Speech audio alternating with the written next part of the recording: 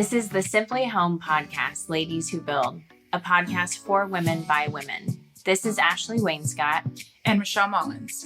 After spending the last 10 years revolutionizing the construction industry and raising the bar of the contracting world, we are inviting you on our journey as we continuously learn how to be extraordinary and thrive in this industry. Now come hang with us.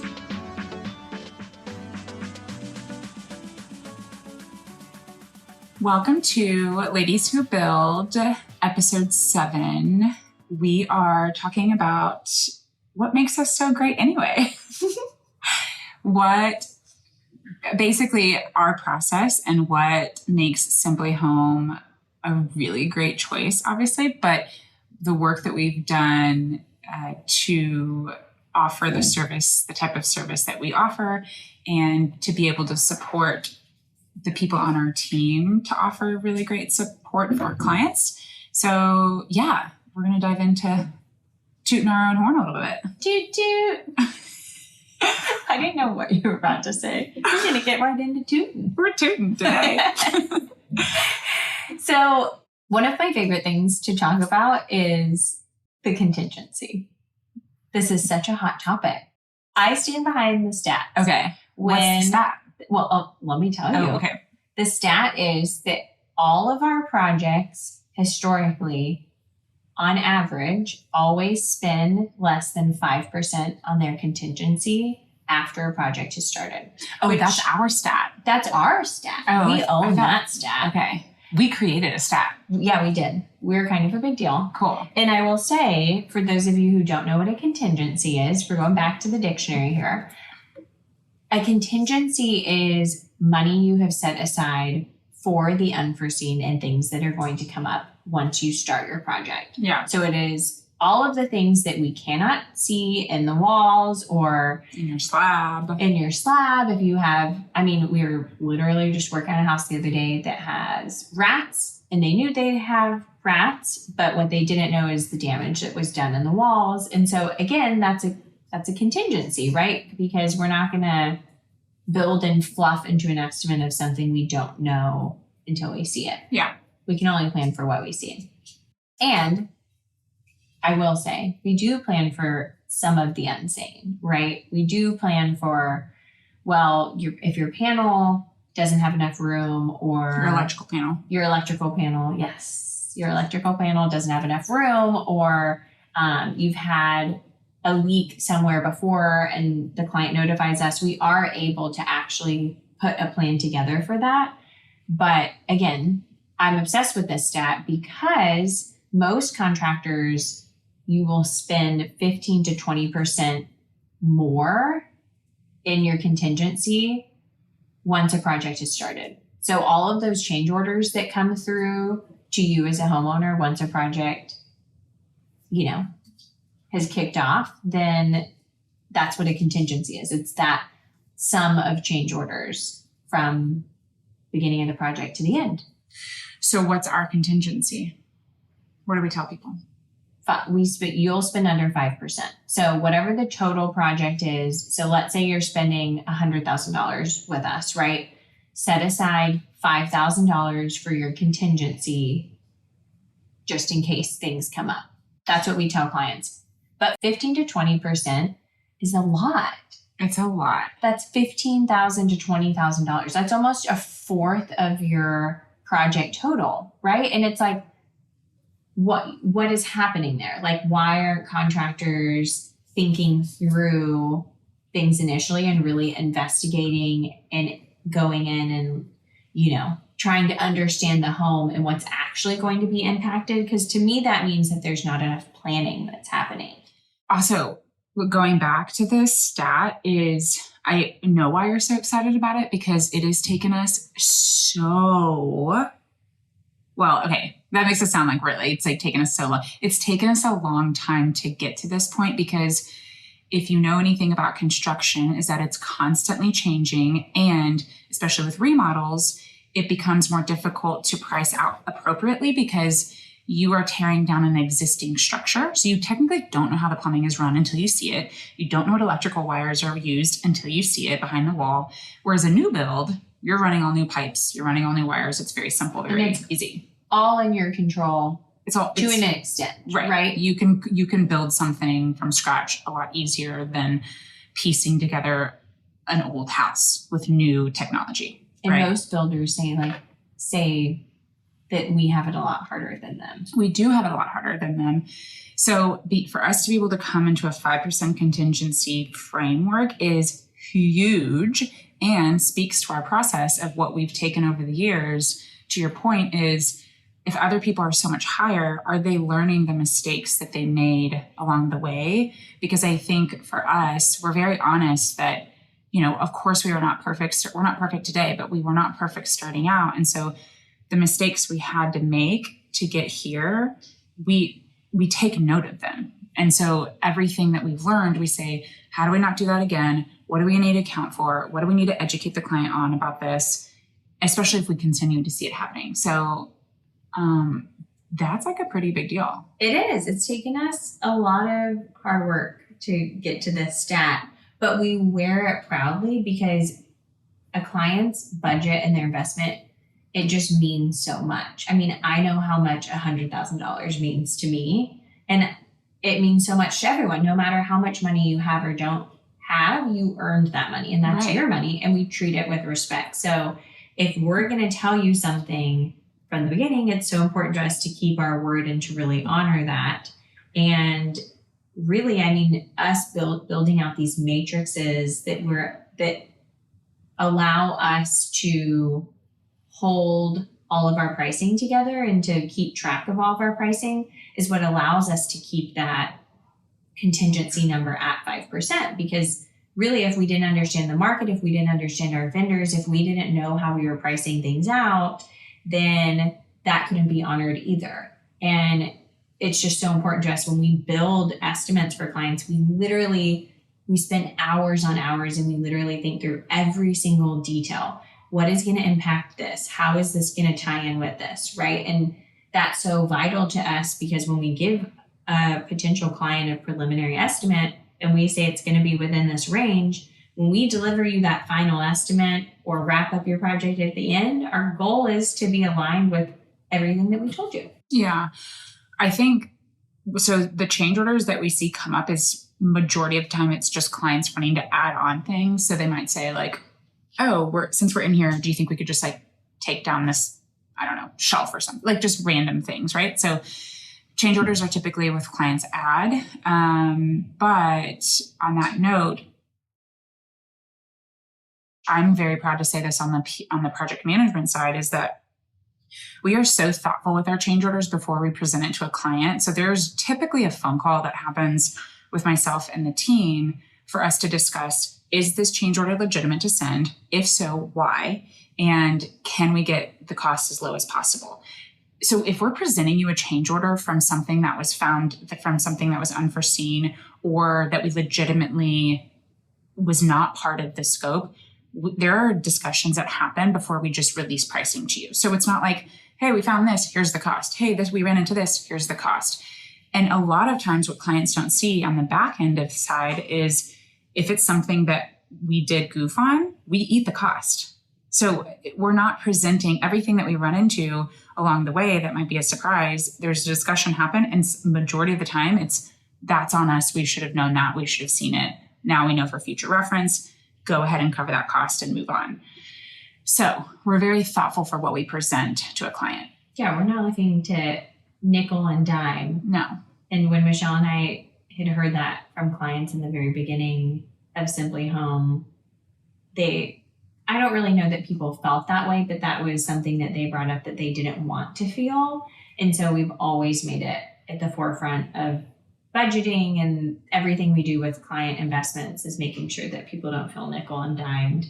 I mean, and on top of that, we always call clients before they get a change order. We notify them. It's no surprise when they just are receiving a change order. Yeah, right? They know it's coming. They know it's coming, and they know they have options. There's usually a set of options. And, every scenario is different because, of course, if it's permitted, you have fewer options. Well, that's right? a good point. If an inspector, that's yeah. Because if you're permitting a project an inspector can walk in the house and he can technically look through the whole property, even if you're not working on certain parts of the house, and call something out that he wants upgraded.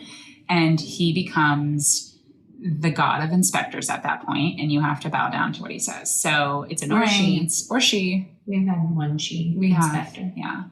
So it's annoying, but you have to do what they want.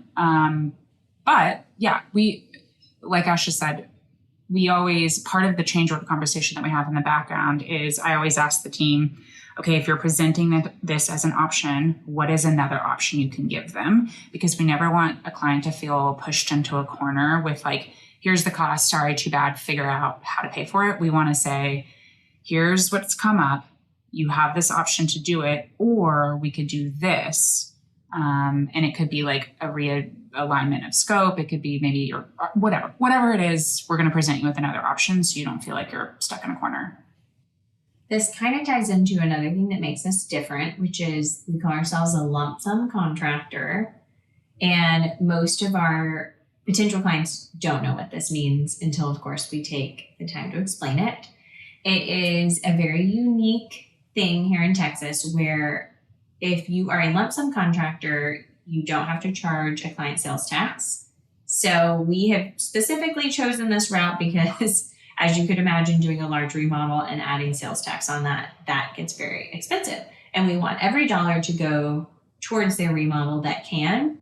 So what that means is we can't break apart labor and material in a lump sum contract. How we break things out is by room, right? So a kitchen remodel is this cost, a bathroom remodel is this cost, etc. And it is transparent in that if you have specific questions about, well, I was kind of playing with if I wanted to do this in the kitchen, how much would that be if I took it off, right? Or, hey, I'm actually looking to spend $55,000 on my kitchen instead of $70,000. What would I have to do to get there, right? And in some capacity, things like that can happen, and we have options and we can make adjustments. And in other times we can't because it's based on the square footage, it's based on just actual labor, right? So we have options, but we will always work to whatever the end goal is and whatever the mission is. That's what we're working towards with you, right? We're on this journey with you. And I think it's important when clients are working through this that they're being open and honest with that whole budget and with the whole process of what they're looking for.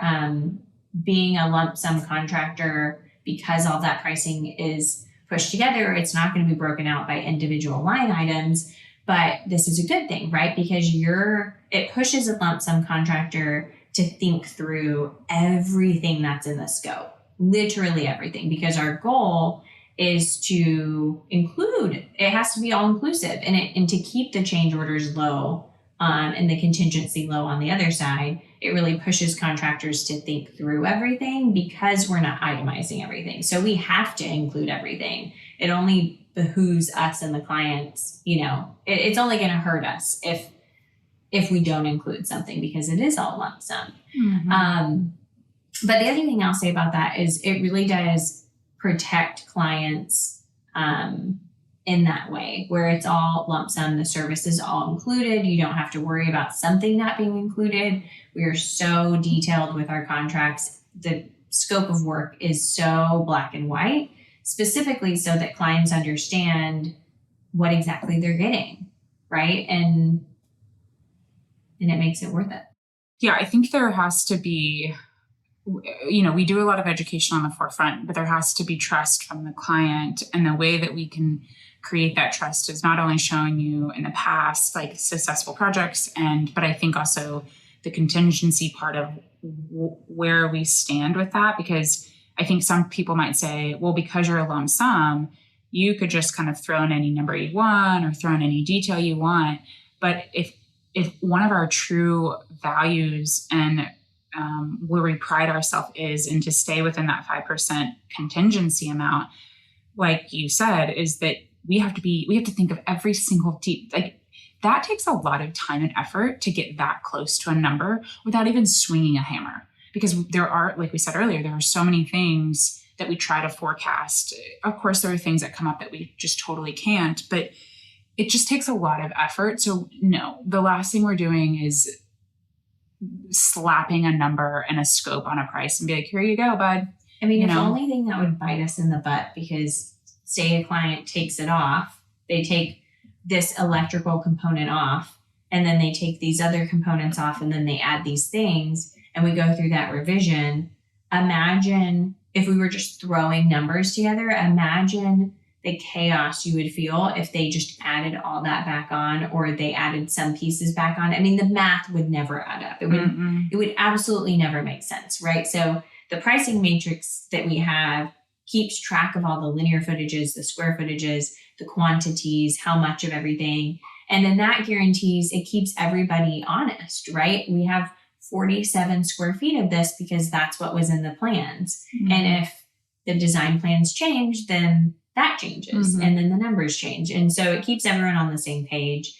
And it's just, it's just lovely. Yeah, it's great. So our next big thing of what sets us apart is part of it is the software that we provide, the client portal.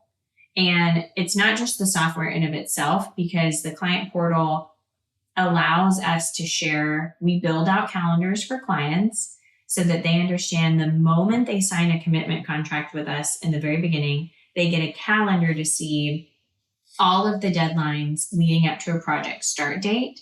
And then from that project start date, they're going to get a construction calendar. We all know these calendars are a living, breathing document. We all know that they fluctuate, but it is the deadline, the end deadline that we're always trying to stick to for each phase. And then we'll communicate accordingly, right? So if a materials list isn't ready, or CAD plans aren't ready, or something isn't ready, or the client needs more time for each of these things, then we can always communicate how that's going to shift a deadline. Because if certain deadlines aren't met up to the big deadline, of course, that's going to shift. And so that's one of our biggest perks, though, is you have the visibility to understand what you're working towards for each phase of our work. And the calendar is one of the biggest things, communication, and then invoicing in the software. Yeah. And I think, we have a team of 14 now. And I think besides maybe 2 people that are on the back end, every person on the team works with the client in some way. And I guess really people on the back end too. But even if you don't see them or ever talk to them, every project, every single one of us has touched and will touch, because there's so much that goes into it, but that there's so much care. Like, you're not just another number. It's legitimately like we're entering into a relationship with you. And with that, we want to make sure that we're listening to you and we're giving you a voice, and we're making sure you have options, and we're hearing what you're frustrated about. Like, so all of the things that take to make a really good relationship, it takes time and effort. And so all of us in the company have a touch point with the client in some way, shape, or form. And we like to say on the project management side, we're like the construction counselors, although we're not licensed. But it's fun because, you go through a remodel and there's emotions that come up. And so we like to be here for you and just want to make sure that you feel really heard. And it's not like our way or the highway. It's what makes you feel comfortable. And are you comfortable with this decision? And if not, let's talk about that. Yeah. And that is truly one of the greatest things that we offer, is being that guide along the way. And there's 14 of us, right? So you have so many guides along the way. And if anything, that's comforting and reassuring, because you have 14 minds working on your project in some capacity. And I mean, that just leads to ultimate greatness, mm-hmm. because everyone gets to specialize in some capacity. Where you are in your project, they're specializing in that thing. So if you're working with a sales estimator on the front end, right, they're specializing in making sure your budget aligns with what you wanted it to, and that your estimate aligns with the plans that you have. And then you're working with CAD, and they may be, working on the vision even further. Then you're going to work on materials, and they're ensuring that all your materials are feasible for your project. And on top of that, you have takeoffs that are correct. And on top of that, you have materials ready to go and checked in before a project starting. And then that's just the forefront of the planning side, right? We have to make sure all vendors are on the same page. We have to communicate clearly. And then you move to project management and they have to set up the entire project and make sure everything is crystal clear. The job site is, quality control. The job site is set up correctly and that everyone is getting what they need to be a well-oiled machine, right? Yeah. We're a team and a really strong team in it. Working with a company like us that has a reputable, credible reputation. Yeah. We have worked so hard to build a brand. When you think of Simply Home, you think of a company that you feel safe with and that you trust to get you from the beginning to the end. Yeah. In an enjoyable experience, right? Yeah. So one of our new employees told me the other day that we had one of their reviews.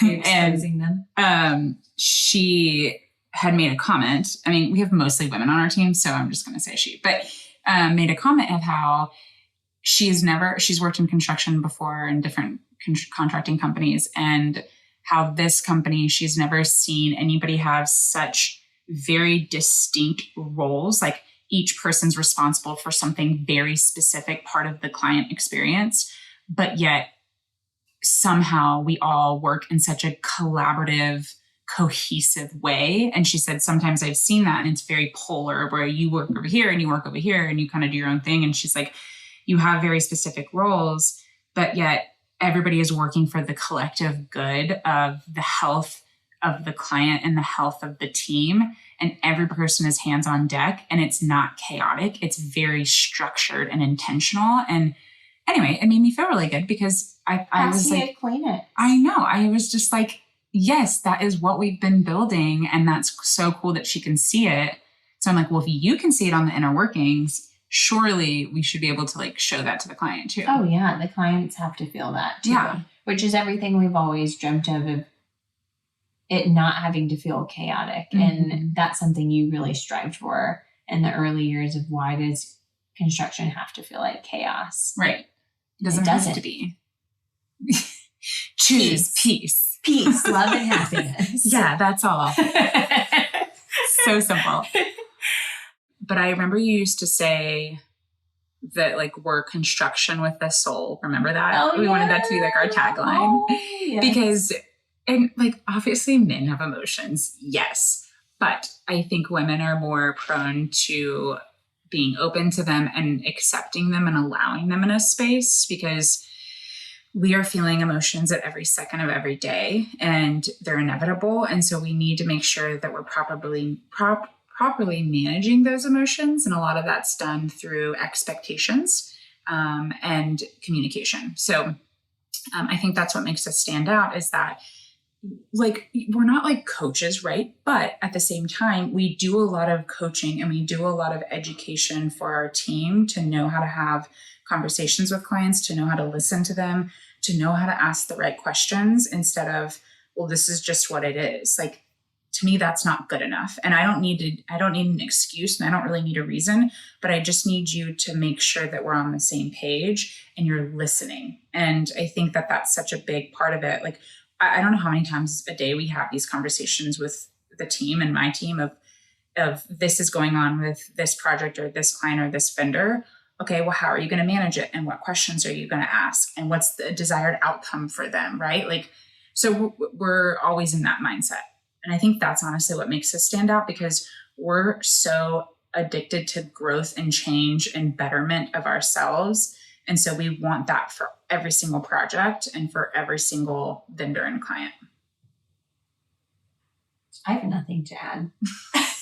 Okay. I just think that was great. Yeah. I'm over here clapping. When I think about our company, when people ask me that, besides being women owned and run, that's what I think about is man, if only clients knew how much interpersonal growth and development we do for our team. It is true. You're hiring a team that we take care of ourselves. We take care of our team so that when they're working with you, they can be in the best place possible to get you through that project and to get that project to the finish line. Because if we had chaos, or if we had a company that wasn't well run or not set up properly, you would see that through the project, right? And it speaks volumes when when we can shield them and set them up for success. They don't have to feel the chaos. They can see the beautiful relationships we have with our vendors. They can see how things are properly executed, right? And then how we communicate all of that, because expectations are key. Huge. That's what's gotten us through every single phase of a project. And that's what clients feel safe in. They said, I mean, if you think about it, clients will say, yeah, you did tell me this was going to happen, or yeah, you did predict that this was going to happen. And I appreciated you letting me know, because then I could expect it. Most people don't know they don't know what they don't know. Mm-hmm. Yeah. So we have to educate them. We always ask the question, like, most of the time people, like, whether it could be anybody, right? It could be us, vendors, clients, but like if they're upset about something, it's usually because an expectation wasn't met or an expectation wasn't given. And so I actually just had this conversation with our PM team the other day, is like, if you're running into some friction, it's because you didn't communicate that was going to happen and you knew it, or we just didn't know and we didn't communicate. Right. So I think it's like you said, if you know what to plan for, you know what to keep an eye out for. And honestly, every project we learn something new. And so we're like, oh, we learned that that's going to happen and that's a possibility. So I'm going to make sure I go tell this to this new client over here, so they're aware. And so we just continue building. Because every home is so different. There's not one home that's the same. No. And every situation is so different, right? Because it's full of different individuals. There's never one project that's the same, which is why most people in remodeling love it, because it's never the same, right? In a really good way.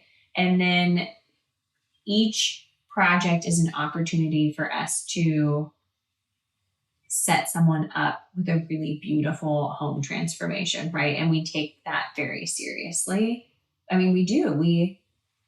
It's important to us. And you can see, like you were saying, the mission that everybody is on every single day to work collectively to get to that end goal. That's what we're all doing. We see it and we feel it through our mission of like, we want that for homeowners in Austin. We want that for homeowners everywhere, to have the opportunity to feel that and to like go through a remodel that leaves them with a space that they love. And then when they look at the space, they don't think, oh my God, that was the worst experience of my life, right? That I have a beautiful kitchen, right? And most people don't even get to say that I have a beautiful kitchen. So at least there's that. But we want people to say, I have a beautiful kitchen and I had a great time with this team and I had a great experience and they looked out for me and they advocated for me. Yeah. So those are all great things. I mean, another standard though is insurance, right? A remodeling company should always have insurance. Insured. Depending on the size of the project, we'll have builder's risk insurance for each project. And we always advise homeowners. We have a list of to-dos and a checklist for homeowners in the planning phase. And we'll say, you should consider getting builder's risk. This is how it covers you. These are things you should know. But again, a remodeling firm doesn't have to tell you that. They don't have to tell you that you need builder's risk insurance. But we are an all-encompassing company that we want you to know as much as you need to know. We're not going to tell you any more or any less, but we want you to know as much as you need to know to cover yourself. Yeah. I mean, you're entering the boyfriend-girlfriend stage of a relationship. Go on. Well, it's like, I'm educating you. Here's who I am. Here's what I can offer. Do you like me?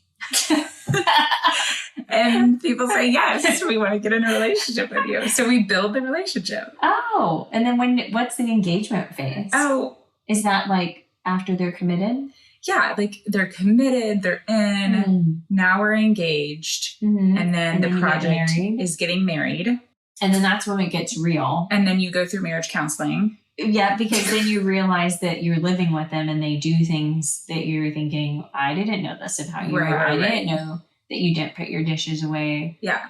Or that you put them away like that. Yeah. So then we have to educate and communicate, and we have to, let it cry out or something. And then we live happily ever after. At the end. It's amazing. I've never considered that our process is I haven't exactly either. like that. So we're basically Bumble, but for construction. Oh my gosh. Yeah. Yeah. We should have a construction dating app. You should date us. Here's our dating resume. Okay. Now that sounds even weirder because we're a team all of women. Oh, it's true. We are all women. But don't actually date us, like just in a business way. Right. Yes. We're not interested in the rest. Yeah. Okay. The other thing I'll say that makes us stand out is quality control. What is our goal, Michelle? What? Our goal is to be the cleanest job sites in Austin. Boom. Enough said.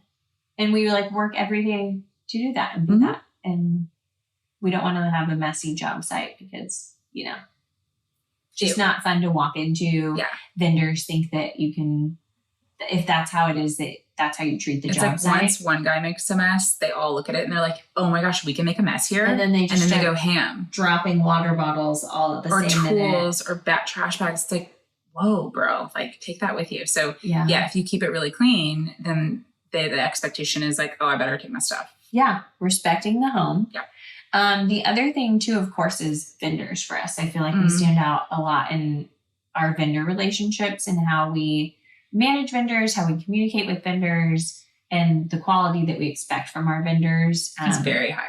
Very, very high. Very high bar. We do.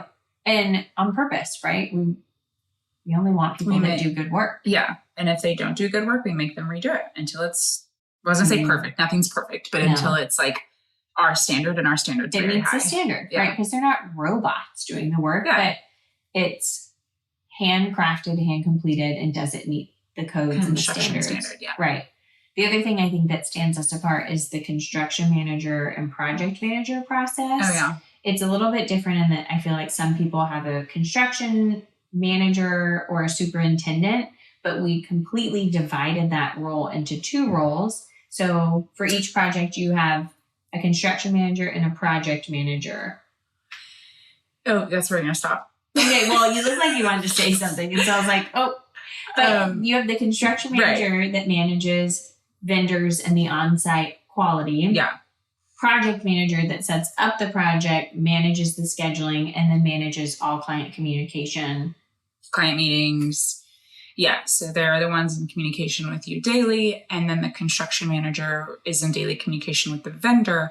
And then those two people are constantly in communication with each other because obviously they have to be super cohesive and in alignment in order for a project to be really successful. So, imagine how that helps you as the homeowner. Like you have those are two very different people who would be successful at that role, right? So that means you have a dedicated person that's able to communicate with you terms and in situations and things that aren't necessarily construction terms, but you get to understand it in layman's terms. That's the project manager, and they're managing everything you're feeling. And, remodeling can get really uncomfortable because you're either in your home and it's uncomfortable or you're out of your home and that's uncomfortable. Right. So they're also managing you and all that you're going through. Yeah. And a construction manager is focused on the work, right? And the construction and the vendors. So that is